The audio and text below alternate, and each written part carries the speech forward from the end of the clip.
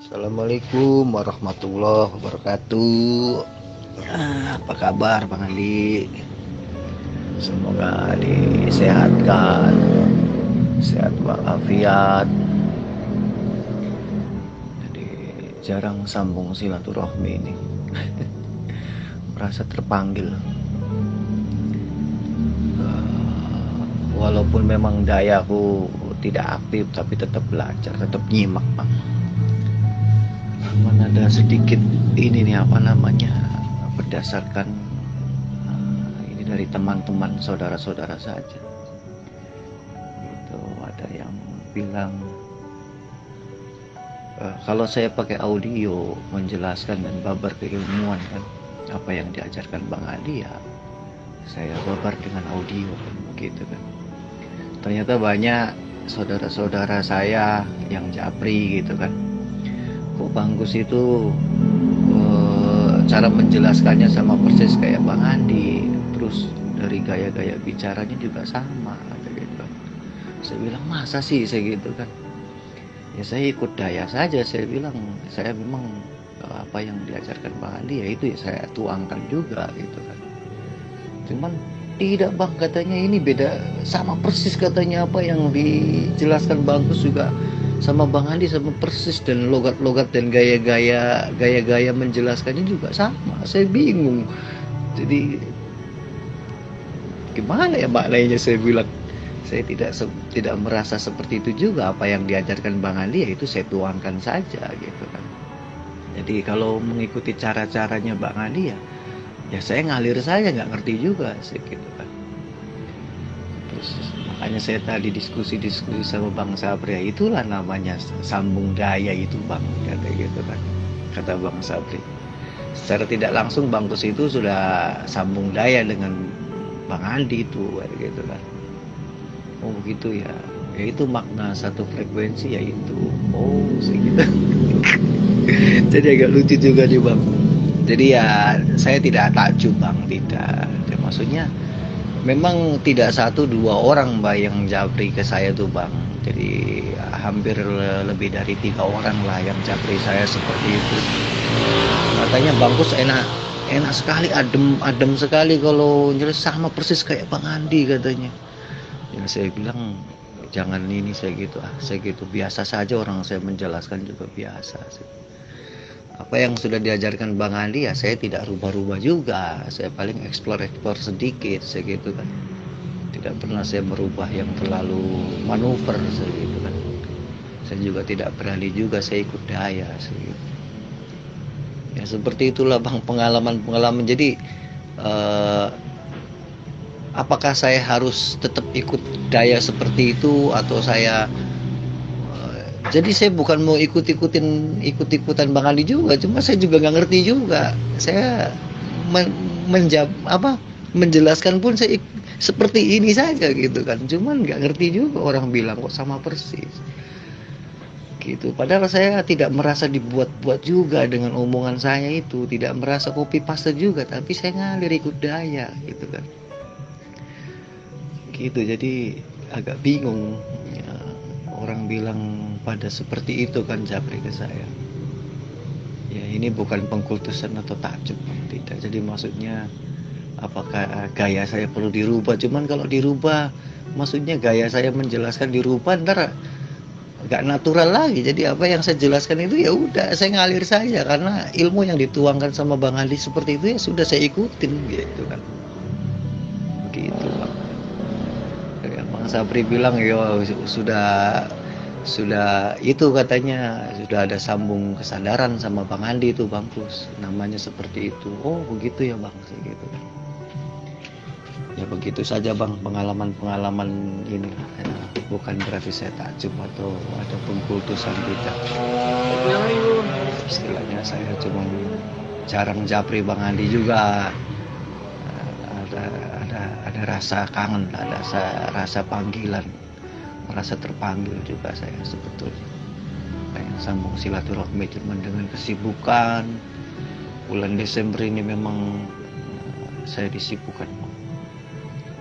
Jadi ya tetap saya menyimak juga di YouTube walaupun telat-telat seperti itu ya. Tapi tapi intinya alhamdulillah saya bisa nyimak, bisa dimampukan untuk melihat kan, seperti itu. Untuk itu saja Bang, semoga Bang Andi dan keluarga sehat walafiat, aman selalu, amin ya Allah. Waalaikumsalam warahmatullahi wabarakatuh. Alhamdulillah sehat Pak Kus.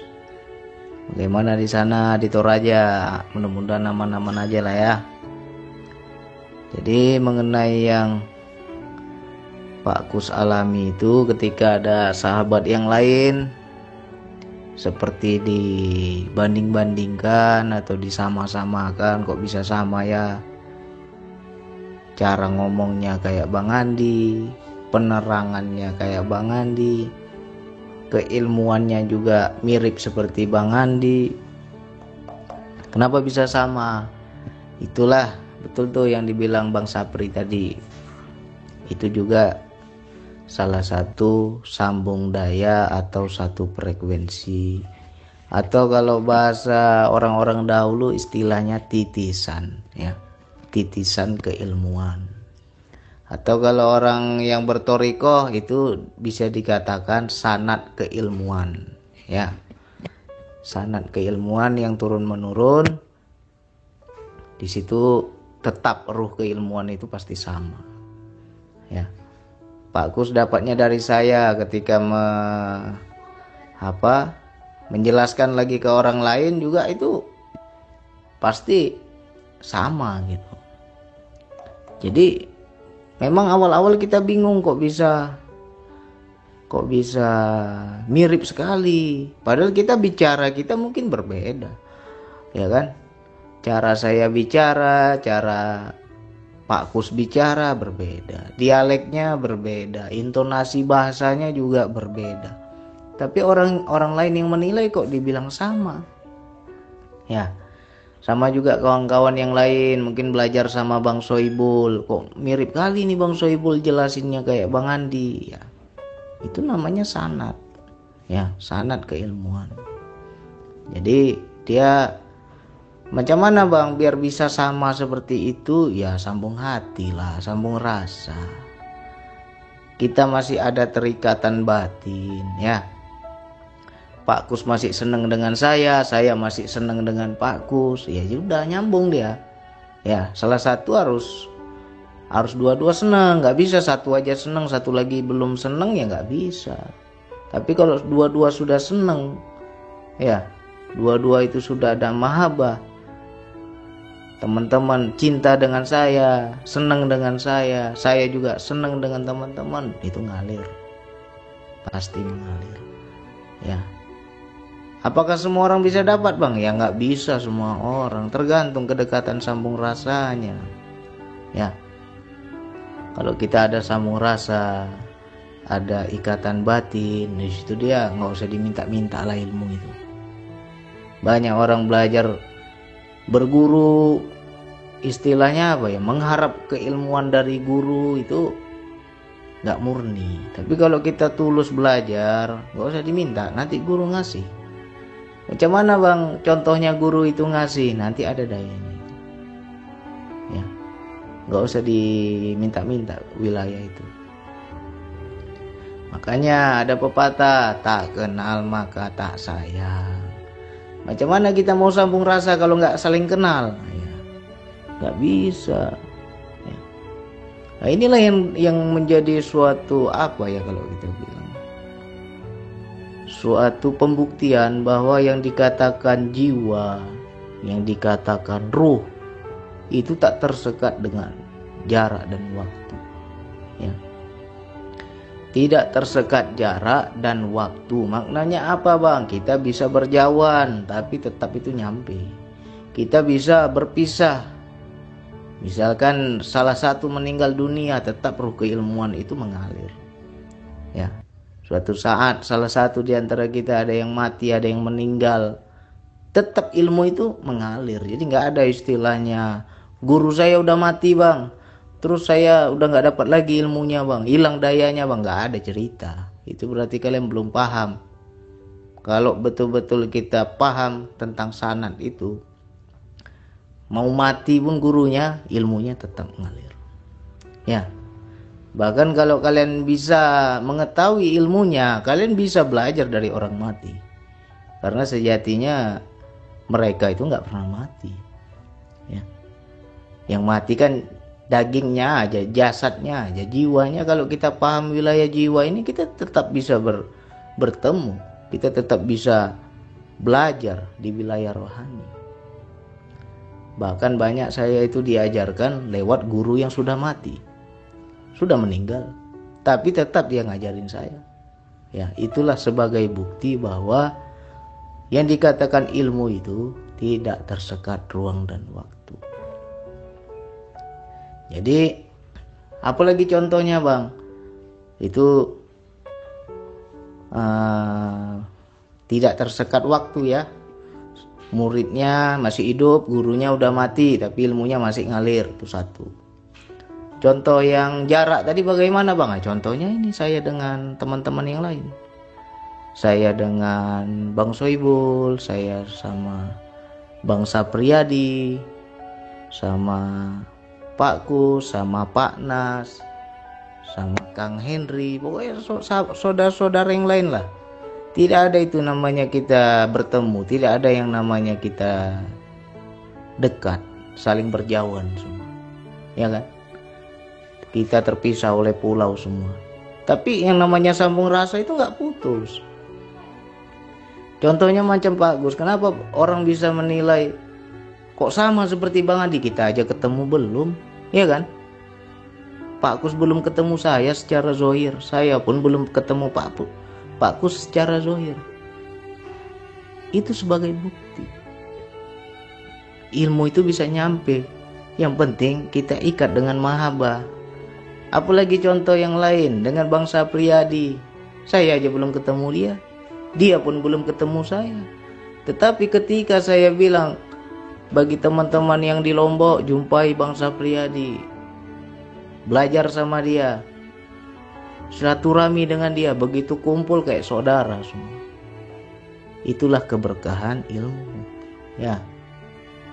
Kenapa kok bisa orang itu yang datang berjumpa Bang Sapri, belajar sama-sama, DN sama-sama, lain Bang, begitu jumpa kayak saudara Bang, akrab sekali Bang. Nah itulah karena sudah ada ruh, ya, sudah ada ruh.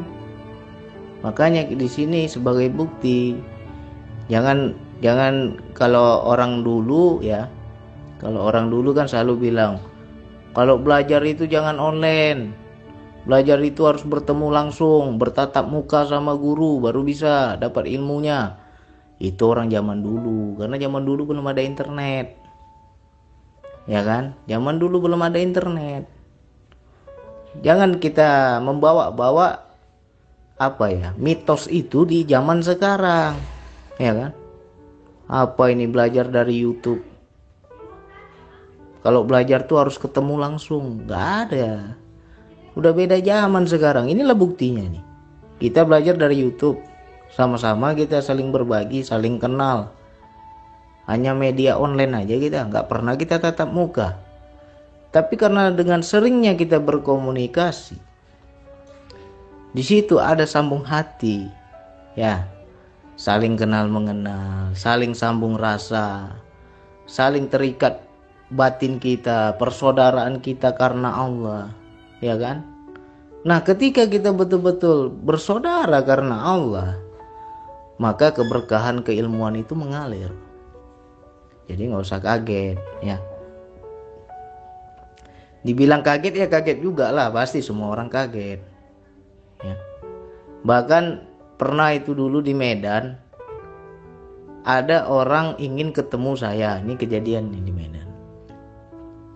Waktu saya di rumah Bang Soibul, datang orang, nggak dikenal-kenal ini orang datang, ya kan? Dia bilang mau belajar DN, datanglah deh ibu-ibu. Begitu datang, mau cari siapa? Mau cari Bang Andi katanya. Begitu dia bilang mau cari Bang Andi, dipanggillah saya. Bang Andi, itu ada yang cari Bang Andi, kata Bang Soibul. Lalu udah ketemu sama saya, orang itu tidak menganggap saya. Jadi yang dianggapnya itu Bang Soebul itulah Bang Andi. Ya kan? Akhirnya apa? Lebih nyaman, lebih enak dia ngobrol sama Bang Soebul. Di anggapan dia itu Bang Andi itu Bang Soebul. Jadi kok bisa itu? Sementara saya disamarkan oleh Allah. Ini bukan Bang Andi nih. Yang Bang Andi itu Bang Soebul. Ya. Nah, itu sebagai contoh.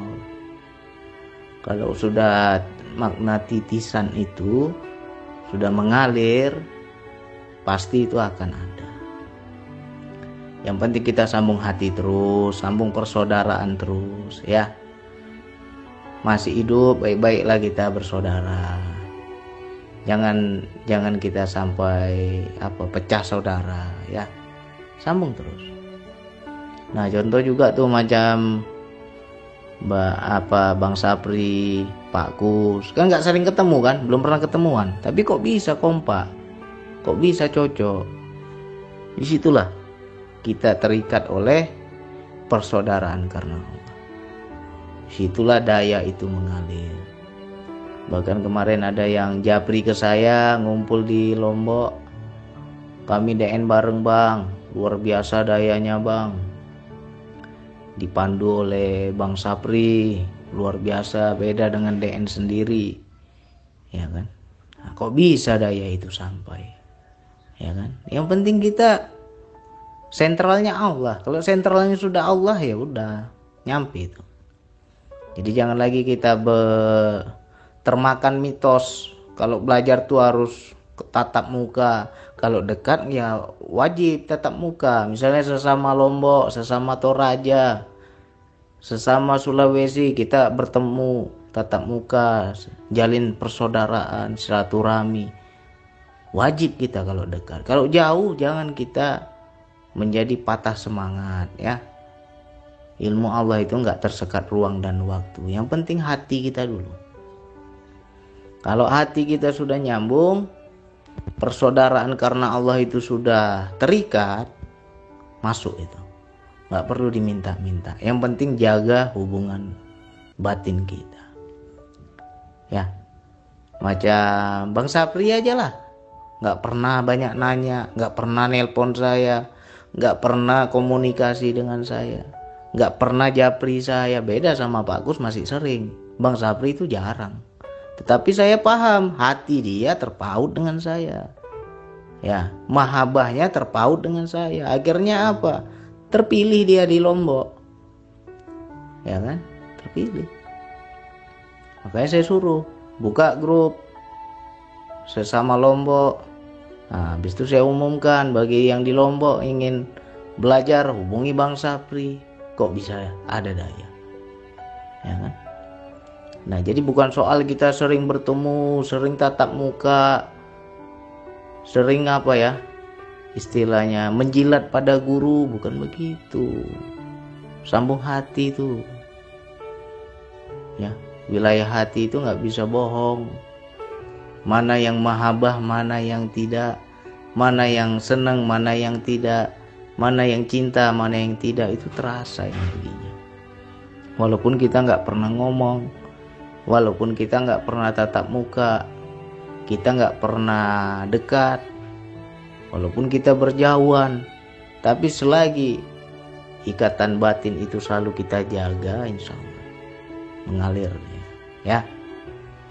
Banyaklah. Bang Soebul itu paling sering itu. Orang menganggap Bang Soebul itu Bang Andi. Kok bisa? Ya. Kok bisa itu? Begitu dijelaskan, padahal dia jelaskan sesuai keilmuan dia, bukan keilmuan saya. Sesuai yang dia pahami, yang dia jelaskan, sesuai keilmuan, ya ibaratnya dari dirinya sendiri. Tidak ada istilahnya dia ikut-ikutan Bang Andi. Tapi ketika orang menilai kok sama dengan Bang Andi, itu namanya titisan. Nah, begitu juga Pak Kus. Perasaan Bang, saya gaya saya sendiri Bang. Saya nggak ada contoh-contoh Bang Andi, nggak ada saya ikut gaya Bang Andi. Tapi kok orang melihatnya Bang Andi. Itu namanya ruh keilmuan mengalir. Ya, yang penting kita jaga hati terus, jaga persaudaraan terus, ya. Nggak mesti harus laporan, bang, apa kabar, bang begini, bang begitu, nggak mesti, ya. Kita main batin aja. Kalau memang mahabbah itu tetap ada, itu nyampe, ya. Walaupun kita secara zohir, secara lisan, secara verbal kita tak pernah ngomong, nggak pernah bercakap, nggak pernah teleponan, nggak pernah whatsappan, tapi hati nyambung, nah, itu nyampe deh. Ya. Nah, jadi tolong ini nanti dikasih dengar juga itu sama Bang Sapri audio ini. Mudah-mudahan yang di Lombok itu jalan terus, ya. Pokoknya dicontoh. Bang Andi nggak pernah mengaku guru, jangan pula dia mengaku guru. Ya, sengaja saya bilang saya ini bukan guru, kita sama-sama belajar. Agar apa? Itu hikmahnya agar orang-orang yang sudah mengikuti saya, sudah belajar sama saya, besok-besok punya murid, janganlah mengaku guru, ya kan? Janganlah mengaku guru. Agar apa? Kita nggak besar kepala, kita nggak bosan belajar, kita nggak cepat puas. Kalau kita memposisikan diri kita sama-sama belajar kan nyaman, enak. Tapi kalau sudah guru murid, wah itu udah susah. Lebih enak kita sambung hati karena Allah, udah. Itu nanti akan terjalin persaudaraan, ikatan batin, ya. Mahabbah, cinta kasih karena Allah itu luar biasa itu. Belum tentu kita sesama saudara kandung bisa dekat begini, belum tentu. Tapi kalau udah bersaudara karena Allah itu beda rasanya. Ya mudah-mudahan sehat-sehat semualah saudaraku ya, dimanapun berada. Kita sama-sama belajar, sama-sama berusaha memperbaiki diri, sama-sama berusaha mendekat terus kepada Allah, ya. Jangan pernah merasa puas. Ilmu Allah ini luas, jangan pernah merasa puas. Jadi apapun yang sudah dipelajari dari saya, tolong dikembangkan, ya. Kalau saya nggak ada istilah takut disaingi, nggak ada. Kalau kalian bisa lebih hebat daripada saya, justru saya bangga. Itu baru istilahnya menaikkan nama saya. Kalau kalian lebih hebat dari saya, ya. Jadi harus kalian kembangkan sesuai kemampuan kalian masing-masing, sesuai pengetahuan kalian masing-masing. Karena kita diberikan Allah itu kan jatahnya beda-beda, ya. Jadi kembangkan ilmu itu. Jangan kalau Bang Andi ajarannya seperti ini ya, kalian harus bisa lebih kembangkan, lebih mudah lagi. Kalau Bang Andi buat kopi enak, kalian buat kopi harus lebih enak lagi dari Bang Andi. Ya, itu baru bisa dibanggakan. Ya, itu baru bisa disyukuri. Jadi jangan menganggap Bang Andi nanti kalau aku lebih hebat tersaingi Bang Andi, nggak ada. Karena saya bukan guru kok. Kita kan sama-sama belajar, ya. Intinya sambung hati terus, sambung persaudaraan terus. Insya Allah kalau sambung hati, sambung persaudaraan, walaupun kita tak bercakap, kita tak komunikasi, tapi ilmu Allah itu akan mengalir. Karena apa? Kita sudah satu channel yang sama, kita sudah satu frekuensi yang sama, ya. Satu dapat, semua dapat. Karena apa? Frekuensinya udah sama. Ya mudah-mudahan ini menambah keyakinan untuk kita semua. Sekian dari saya. Wassalamualaikum warahmatullahi wabarakatuh.